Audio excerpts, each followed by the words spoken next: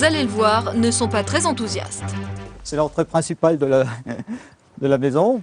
Monsieur et Madame Chevalier sont installés ici depuis 17 ans. Ils ont 2 enfants. Ils ont entrepris des travaux d'agrandissement. Mais voilà, leur maison se trouve juste en face du site d'implantation du dépôt d'explosifs. À 730 mètres exactement, à vol d'oiseau. C'est l'habitation la plus proche.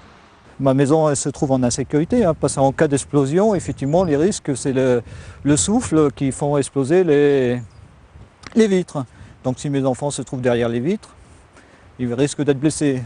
Le dépôt pourra stocker un peu moins de 10 tonnes d'explosifs. Ils sont destinés aux carrières et aux travaux publics. Selon l'exploitant, toutes les dispositions sont prévues pour sécuriser le bâtiment contre les risques d'explosion ou de vol.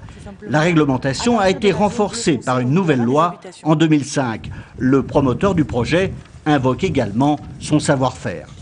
La société a une forte culture de la sûreté puisque la maison mère est en Espagne et possède des usines de fabrication au Pays Basque espagnol. Donc a une culture de la sécurité et de la sûreté très très importante.